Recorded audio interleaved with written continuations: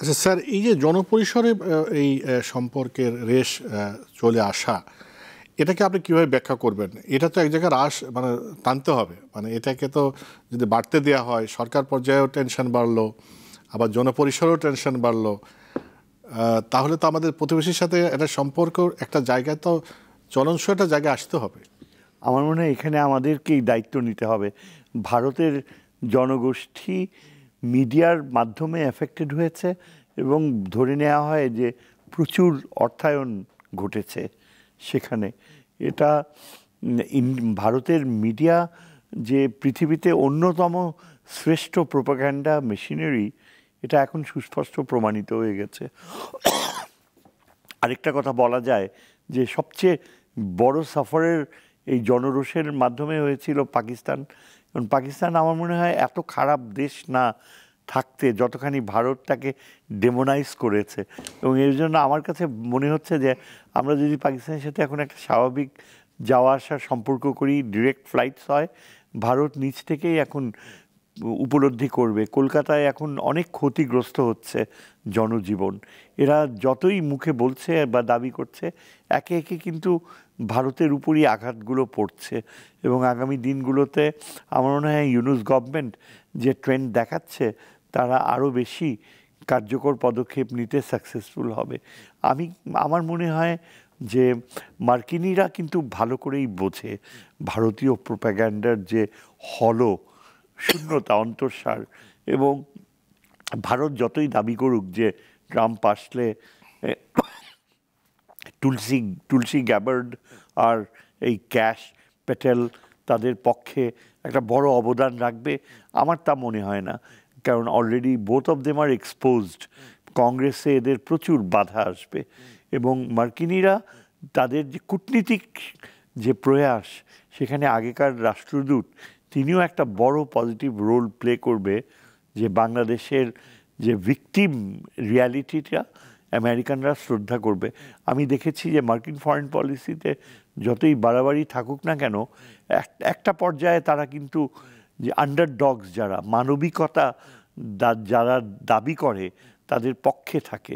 কারণ ভারত যত ভাবছে যে মার্কিনিরা তাদের ইচ্ছা মতো বাংলাদেশকে কোণঠাসা করে দেবে, আমার মনে হয় হবে না। জি, ডাক্তার জাহিদুর রহমান, আপনি জানেন যে পররাষ্ট্র সচিব পর্যায়ের বৈঠক হবে ঢাকায়।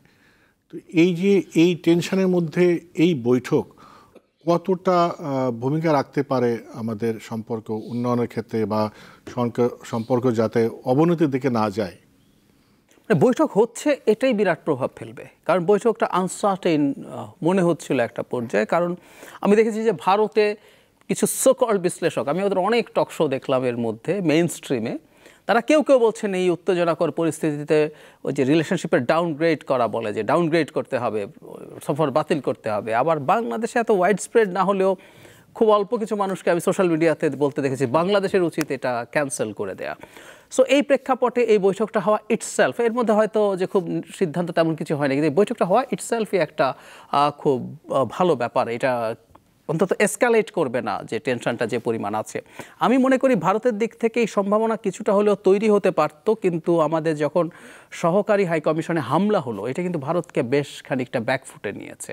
মানে এটার যে দুটো interpretation, either you are not capable of giving some security to that high commission, এটা একটা, আমরা কেপেবিলিটি নেই ভারতের মতো এত যে নাকি গ্লোবাল সুপার পাওয়ার হবে নাকি মনে করে সে একটা দেশের ডেপুটি হাই কমিশন সিকিউরিটি দিতে পারে না, এটাও বাজে ব্যাপার। আরেকটা আরও খারাপ, সেটা হচ্ছে আপনি ইচ্ছে করে হতে দিয়েছেন। সো এই দুটো ঘটনার যে ইন্টারপ্রিটেশন যেটাই হোক না কেন, প্রবাবিলিটি তো এই দুটোই। সো এটা তাকে ভালো ব্যাকফুটে নিয়েছে, কারণ ভিয়েনা কনভেনশন অনুযায়ী কিন্তু এই হাই কমিশনে আক্রমণ মানে আসলে বাংলাদেশের ওপরে আক্রমণ। সো ওই কারণেই আমি ধারণা করি যে তারা মনে করেছে এটা যথেষ্ট হয়েছে, তারা আসবেন এবং খুব সফল অনেক কিছু আলোচনা হয়ে যাবে তা না, কিন্তু একটা ফর্মাল চ্যানেল খুললো, এটা একটা বড় ব্যাপার তো বটেই। স্যার, এটাকে কিভাবে ব্যাখ্যা করবেন?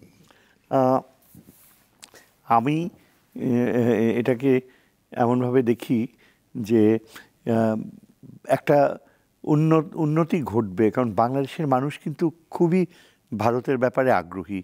যতই এমনি ঘৃণাবোধ থাকুক না কেন, ভারতের সাথে সংযোগ, গণসংযোগ, ট্রাভেল, ভারত খুব সুন্দর কতগুলো ট্রাভেল অ্যারেঞ্জমেন্ট করেছিল।